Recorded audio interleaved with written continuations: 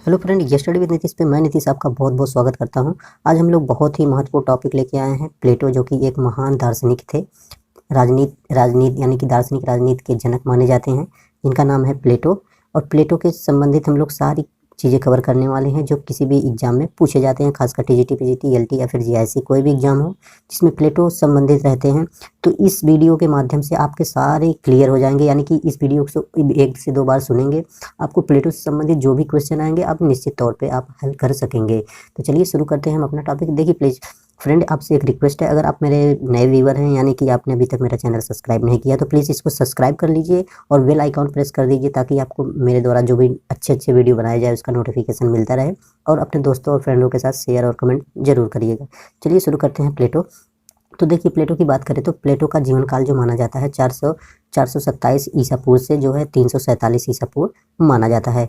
यानी कि इनका 427 ईसा पूर्व में जन्म हुआ और 347 ईसा पूर्व में इनकी मृत्यु हुई। पाश्चात्य जगत में सर्वप्रथम आदर्श राज्य की योजना प्रस्तुत करने वाले दार्शनिक, राजनीति के जनक तथा सुकरात के परम शिष्य का जन्म जो है 427 ईसा पूर्व में हुआ था। कहाँ पे हुआ था? इनका जन्म एथेंस में हुआ था। तो देखिए हम ऑडियो के माध्यम से बताने का प्रयास करेंगे, आपको ध्यानपूर्वक सुनना है। ये वीडियो 1 से 2 बार ईयरफोन लगा के फिर वैसे ही आपको सुनते रहना है ताकि सारे तथ्य आपको याद हो जाएंगे।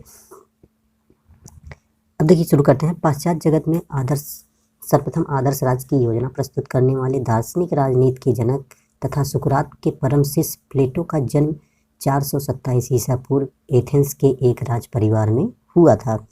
इनके पिता का नाम एरिस्टोन और माता का नाम परिकिटनी था। राज परिवार में जन्म लेने के कारण प्लेटो की प्रारंभिक शिक्षा घर पे हुई। सुकरात से दर्शन शास्त्र की शिक्षा मिली और व्यायाम व संगीत के अलग अलग अध्यापक थे। प्लेटो को संगीत प्रेमी विचारक माना जाता है। वेरी मोस्ट इम्पोर्टेंट, प्लेटो को संगीत प्रेमी विचारक माना जाता है। राज परिवार में जन्म लेने के कारण राजनेता बनना उनका स्वाभाविक अधिकार था, लेकिन सुकरात की असामयिक मृत्यु ने उन्हें राजनीतिक चिंतक बना दिया। एथेंस की प्रजातंत्री सरकार ने राज्य के कानून के अंतर्गत सुकरात को विस्वान कराया, इसलिए प्लेटो को प्रारंभ से ही प्रजातंत्र और कानून के राज्य से घृणा हो गई। प्लेटो ने प्रजातंत्र को मूर्खों, अनभिज्ञों, अल्पज्ञों और दुष्टों की सरकार बताया। प्लेटो ने प्रजातंत्र को मूर्खों, अनभिज्ञों, अल्पज्ञों और दुष्टों की सरकार बताया। प्लेटो लंबे समय तक इधर उधर घूमते रहे और अपनी युवावस्था में अपनी प्रसिद्ध पुस्तक रिपब्लिक लिखा। कौन सी पुस्तक लिखा? रिपब्लिक पुस्तक उन्होंने लिखा। रिपब्लिक को पोलिटी कहा जाता है। रिपब्लिक को क्या कहा जाता है? पोलिटी कहा जाता है, जिसका अर्थ है राज्य व्यवस्था। प्लेटो ने इस पुस्तक में ऐसे आदर्श राज्य की परिकल्पना किया जिससे इतनी न्याय व्यवस्था हो कि सुकरात सरीके यानी कि सुकरात की तरह ऋषि को फिर से विस्पान न करना पड़े। अतः स्पष्ट है कि रिपब्लिक का मुख्य उद्देश्य आदर्श राज्य की स्थापना है। इस पुस्तक में न्याय व्यवस्था, दार्शनिक राजा, शिक्षा और साम्यवाद की चर्चा किया गया है। यह पुस्तक संवाद शैली पर लिखी गई है या फिर आधारित है। तो कौन सी पुस्तक आधारित है? जो ये आपकी रिपब्लिक है, ये संवाद शैली पर आधारित है। प्लेटो ने इसमें द्वंद्वात्मक पद्धति का प्रयोग किया। प्लेटो द्वंद्वात्मक प्रत्ययवाद के समर्थक हैं। द्वंद्वात्मक पद्धति को अंग्रेजी में डायलेक्टिक सिस्टम कहा जाता है। द्वंद्वात्मक पद्धति को अंग्रेजी में डायलेक्ट्रिक सिस्टम कहा जाता है, जो कि ग्रीक शब्द डायलोगो से बना है, जिसका अर्थ है वार्तालाप। द्वंद्वात्मक पद्धति वह पद्धति होती है जिसमें तर्क वितर्क के द्वारा सत्य का अनुसंधान किया जाता है। इसके अंतर्गत वाद, प्रतिवाद और संवाद आता है। वाद प्रारंभिक वस्तु है जो पूर्णतः सत्य नहीं है, उसकी प्रतिक्रिया प्रतिवाद है। क्रिया प्रतिक्रिया के परिणाम स्वरूप असत्य तत्व नष्ट हो जाते हैं और पूर्ण सत्य मिलकर संवाद का निर्माण किया जाता है। प्लेटो लंबे समय के बाद एथेंस पुनः वापस आए और वहाँ एक विश्वविद्यालय खोला। कहाँ खोले? एथेंस में, जिसका नाम अकादमी था। इसमें मुख्य रूप से दर्शन शास्त्र की शिक्षा प्रदान किया जाता था। अकादमी पर लिखा हुआ था कि जिसे गणित ज्यामिति का अध्ययन ना हो वह अकादमी में प्रवेश न ले। अकादमी में लिखा था जिसे गणित ज्यामिति का अध्ययन ना हो वह अकादमी में प्रवेश न ले। प्लेटो का जीवन जैसे जैसे बीतता गया उन्हें जीवन की वास्तविकता का ज्ञान हुआ और अपने विचारों को उन्होंने अंतिम समय में बदला। प्लेटो ने लगभग 28 किताबों को लिखा है, यानी कि 28 बुक्स उन्होंने राइट किए हैं। इसमें रिपब्लिक के अलावा स्टेटमेंट्स, लॉज का विशेष महत्व है। लॉज आकार में सबसे बड़ा ग्रंथ माना जाता है। प्लेटो पर सर्वाधिक प्रभाव सुकरात का पड़ा। ऐसा माना जाता है कि उसके हृदय में उसके गुरु की जो प्रतिमा अंकित हुई वह कभी धूमिल ना पड़ी। हर्नशॉ ने लिखा है, हर्नशॉ द्वारा कहा गया है कि सौभाग्य से सुकरात को प्लेटो जैसा शिष्य मिला जिसकी बौद्धिक प्रतिभा स्वयं अपने गुरु के समान थी। हो सकता है कि तर्कों को प्रस्तुत करते समय उसने अपनी द्वंद्वात्मक प्रतिभा का परिचय दिया हो, लेकिन व्यवहार में दोनों के विचारों में अंतर करना मुश्किल है। ध्यान रहे कि प्लेटो के बचपन का नाम अरिस्टोक्लीज था। व्यायाम करते करते प्लेटो का कंधा प्लेट के समान चौड़ा हो गया था, जिससे उसके गुरु ने उसे प्लेटो कहना प्रारंभ किया। प्लेटो की मृत्यु 80 वर्ष की अवस्था में 347 ईसा पूर्व में हुई थी। रिपब्लिक का शीर्षक था कंसर्निंग जस्टिस। रिपब्लिक का शीर्षक था कंसर्निंग जस्टिस, जो था रिपब्लिक का शीर्षक, यानी कि न्याय से संबंधित। राज्य व्यक्ति का या आत्मा का बृहद रूप है, किसने कहा? प्लेटो ने कहा। और न्याय का परंपरागत सिद्धांत किसने दिया? सिफिलिस और पॉलीमार्क्स ने दिया। पॉलीमार्क्स ने कहा जैसी करनी वैसी भरनी। न्याय का उग्रवादी सिद्धांत थ्रेसीमेकस द्वारा दिया गया। न्याय शक्तिशाली का हित है, थ्रेसीमेकस का विचार है। न्याय का उदारवादी सिद्धांत ग्लाउकन ने दिया। न्याय को भय की उपज ग्लाउकन ने बताया। राज्य और व्यक्ति में क्या प्रधान लक्षण होते हैं, सद्गुण होते हैं, वर्ग होते हैं, इनकी हम बात कर लेते हैं। प्लेटो का न्याय देख लेते हैं। प्लेटो का न्याय, रिपब्लिक का प्रतिपाद यानी कि मुख्य विषय न्याय है। चूँकि सुकरात के साथ अन्याय हुआ था, इसलिए प्लेटो ने न्याय पर सर्वाधिक बल दिया। रिपब्लिक का शीर्षक कंसर्निंग जस्टिस अथवा न्याय से संबंधित है। प्लेटो द्वारा न्याय की स्थापना के पूर्व यूनान में न्याय का परंपरावादी सिद्धांत यानी न्याय का उग्रवादी सिद्धांत और न्याय का उदारवादी सिद्धांत प्रचलित था। पहले के समर्थक सिफिलिस यानी कि परंपरावादी सिद्धांत के समर्थक सिफिलिस और पॉलीमार्क्स तथा दूसरे के थ्रेसीमेकस, उग्रवादी के थ्रेसीमेकस और तीसरे के यानी कि उदारवादी सिद्धांत के ग्लाउकन ने थ्रेसीमेकस का प्रसिद्ध कथन है न्याय शक्तिशाली का हित है। किसने कहा न्याय शक्तिशाली का हित है? थ्रेसीमेकस। प्लेटो ने न्याय के उपयुक्त सिद्धांत का खंडन करते हुए अपने सिद्धांत का प्रतिपादन किया। प्लेटो का कथन है कि राज्य में रहने वाले तीनों वर्गों द्वारा अपने निर्धारित कार्यों को करते हुए एक दूसरे में सामंजस्य स्थापित करना चाहिए या करना न्याय है। प्लेटो का प्रसिद्ध कथन है राज्य व्यक्ति का बृहद रूप है। प्लेटो पुनः लिखते हैं राज्य का निर्माण वृक्षों और चट्टानों से नहीं होता, बल्कि उसमें रहने वाले मनुष्यों के चरित्र से होता है। जब व्यक्ति की आत्मा बाह्य रूप से प्रकट हो जाती है तो वह राज्य बन जाती है। प्लेटो दार्शनिक हैं, उसने व्यक्ति के स्थान पर आत्मा शब्द का प्रयोग किया है। प्लेटो ने व्यक्ति के स्थान पर आत्मा शब्द का प्रयोग किया है। प्लेटो ने राज्य और व्यक्ति के बीच सावयी संबंध माना है, अर्थात राज्य संपूर्ण है और व्यक्ति उसका एक अंश है। अतः प्लेटो के अनुसार छोटे स्तर पर जो गुण व्यक्ति या आत्मा में पाया जाता है बड़े स्तर पर वही गुण राज्य में पाया जाता है, इसलिए राज्य व्यक्ति का बृहद रूप होता है।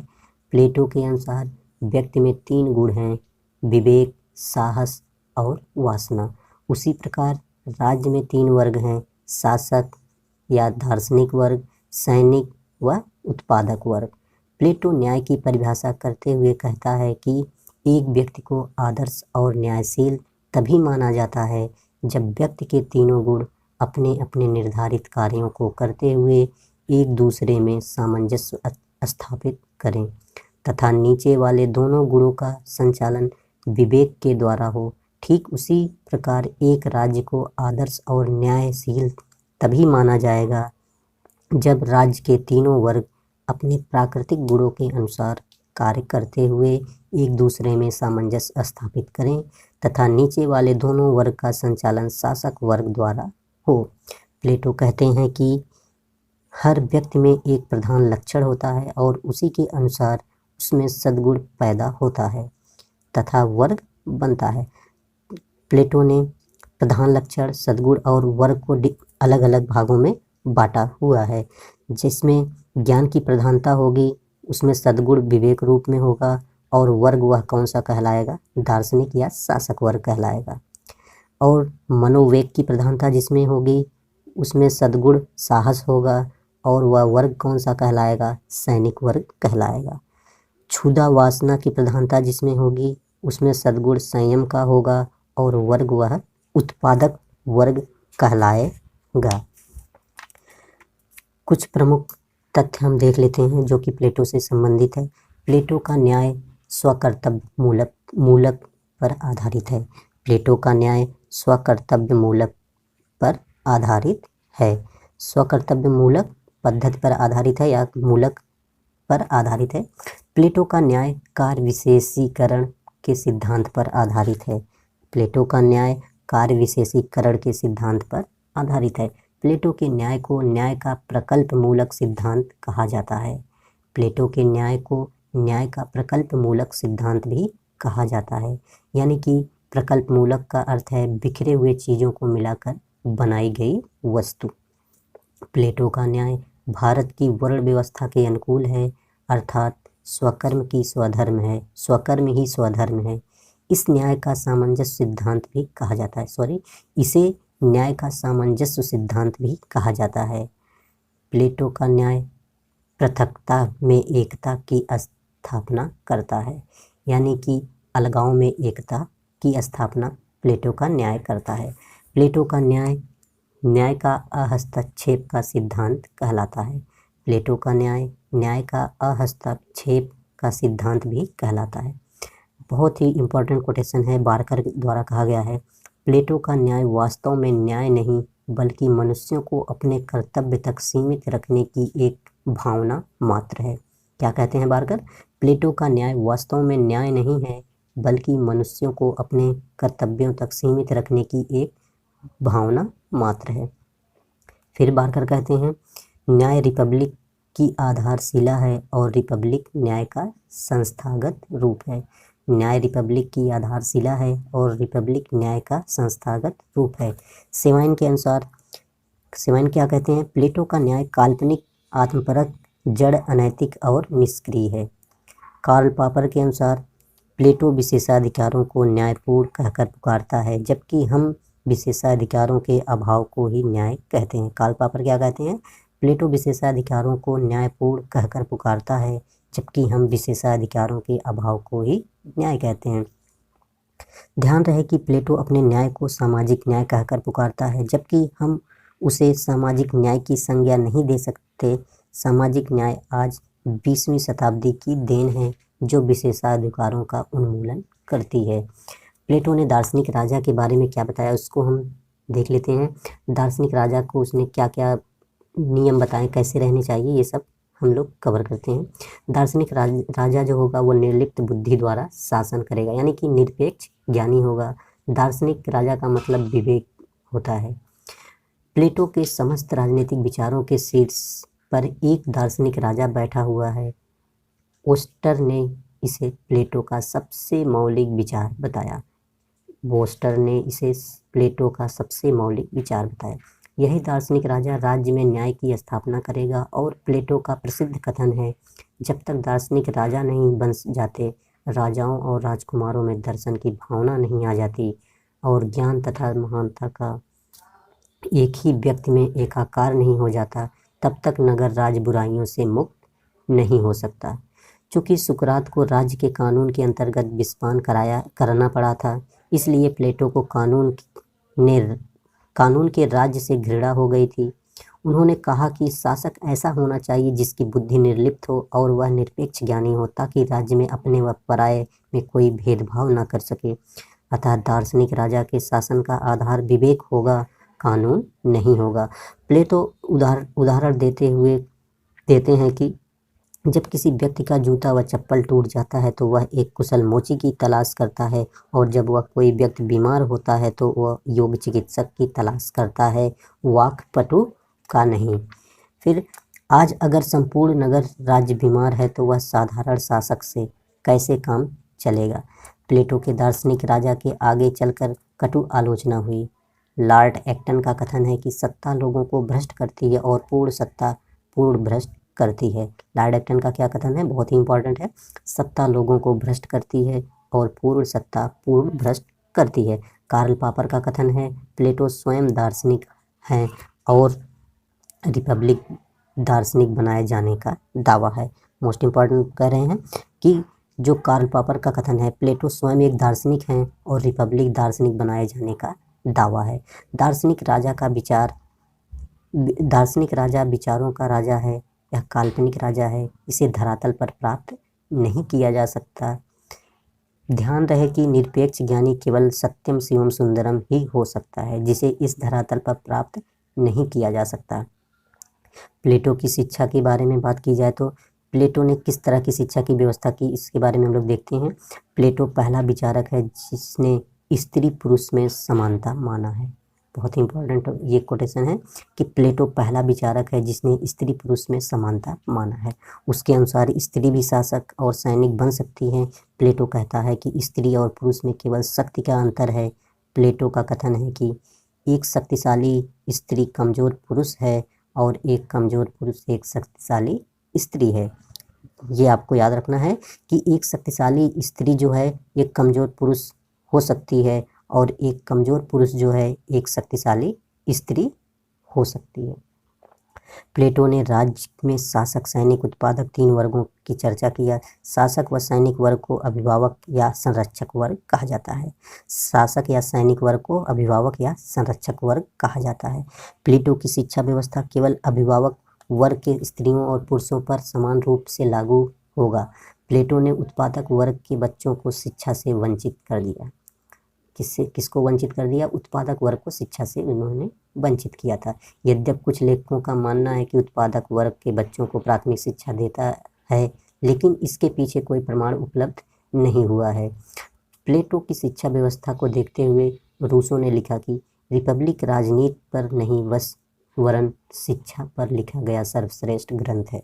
महत्वपूर्ण ये कोटेशन है रूसो का कि शिक्षा जो रिपब्लिक जो है राजनीति पर नहीं वरन शिक्षा पर लिखा गया सर्वश्रेष्ठ ग्रंथ है।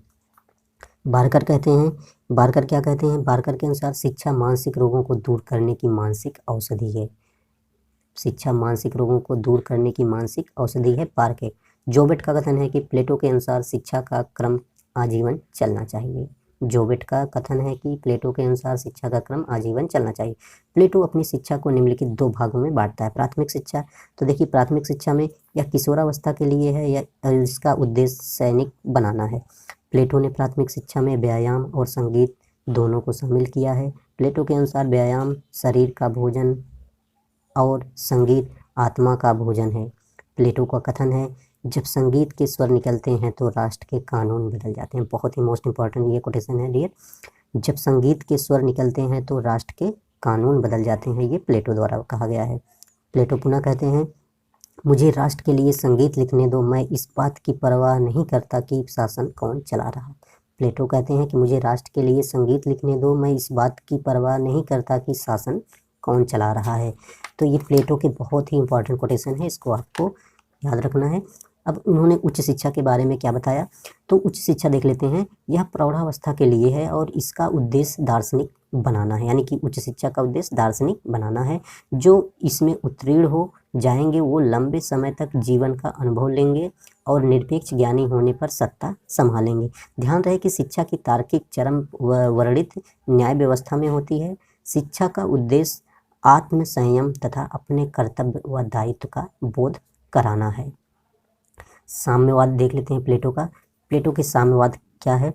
साम्यवाद का शाब्दिक अर्थ है किसी वस्तु से निजी स्वामित्व को हटाकर उस पर सार्वजनिक स्वामित्व को स्थापित कर देना क्या कहलाता है? साम्यवाद कहलाता है। प्लेटो का साम्यवाद अभिभावक यानी कि शासक व सैनिक दोनों वर्गों के स्त्रियों और पुरुषों पर समान रूप से लागू होता है। यानी कि इसमें जो है उत्पादक वर्ग पे साम्यवाद लागू नहीं होगा, केवल अभिभावक वर्ग यानी कि शासक व सैनिक वर्ग पर ही उनका साम्यवाद लागू होगा। प्लेटो ने संपत्ति और परिवार के क्षेत्र में साम्यवाद लागू किया। उनके अनुसार अभिभावक वर्ग के स्त्री व पुरुष शादी विवाह नहीं करेंगे और उनका अपना निजी घर नहीं होगा। सोना चांदी व अन्य प्रकार की संपत्ति उनके पास नहीं होगी। वह राजगृह में साथ साथ रहेंगे। सभी स्त्रियों का सभी पुरुषों के साथ संबंध होगा ताकि जन्म लेने वाला बच्चा अपने पिता की पहचान ना कर सके। प्रसव के बाद बच्चे को तत्काल माँ के पास से हटाकर सार्वजनिक बच्चों में मिला दिया जाएगा। इस प्रकार माता पिता बच्चों की और बच्चे माता पिता की पहचान नहीं कर पाएंगे। प्लेटो अपने साम्यवादी व्यवस्था के एक साथ निम्नलिखित उद्देश्य को सिद्ध करना चाहता था। मैं आपको बता दूं प्लेटो का इस तरह साम्यवाद करने का मेन उद्देश्य क्या था, उसको हम सोचते हैं या फिर देखते हैं। इसमें लोग अपने अपने कर्तव्यों का पालन कर सकेंगे। जब किसी के पास कोई परिवार नहीं होगा, कोई रिश्ते नहीं होंगे, तो लोग अपने अपने कर्तव्यों का पालन करेंगे। सेकंड क्या कहते हैं, स्त्रियों को घर की चार दीवारियों से मुक्ति मिल सकेगी, यानी कि स्त्रियां जो है घर से बाहर अपना सब कुछ कर लेंगी। थर्ड क्या है, शासक को भ्रष्टाचार से बचाया जा सकता है। फोर्थ क्या है, इसमें राज्य में न्याय की व्यवस्था को मदद मिलेगी, यानी कि इससे राज्य में जो न्याय व्यवस्था है उसमें मदद मिलेगी। प्लेटो के साम्यवाद पर टिप्पणी करते हुए अरस्तु ने कहा, प्लेटोवादी पुत्र होने की अपेक्षा निकट का रिश्तेदार होना अच्छा है। क्या कहा रूसो ने? रूसो ने नहीं, प्लेटो ने कहा प्लेटोवादी पुत्र होने की अपेक्षा निकट का रिश्तेदार होना अच्छा है, अरस्तु द्वारा कहा गया है। अरस्तु पुनः लिखते हैं, जिस प्रकार थोड़ी सी स्वादिष्ट मदिरा में जल की अधिक मात्रा मिला देने पर मदिरा अपना स्वाद खो देती है, उसी प्रकार पिता के नाम से सूचित रिश्ता भी शिथिल पड़ जाता है। कार्ल पापर कहते हैं, प्लेटो को प्रथम फांसीवादी विचारक कहा है। कार्ल पापर ने प्लेटो को प्रथम फांसीवादी विचारक कहा है।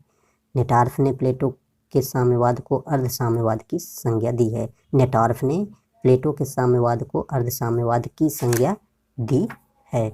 बारकर के अनुसार यह त्याग की मांग है और यह मांग सर्वश्रेष्ठ से किया जाता है। बारकर ने बहुत इंपॉर्टेंट कोटेशन है, यह त्याग की मांग है और यह मांग सर्वश्रेष्ठ से किया जाता है। मैक्सी ने क्या कहा, यदि प्लेटो आज जीवित होता तो आधुनिक साम्यवादियों से भी अधिक साम्यवादी होता। मैक्सी ने कहा, यदि प्लेटो आज जीवित होता तो वह आधुनिक साम्यवादियों से अधिक साम्यवादी होता।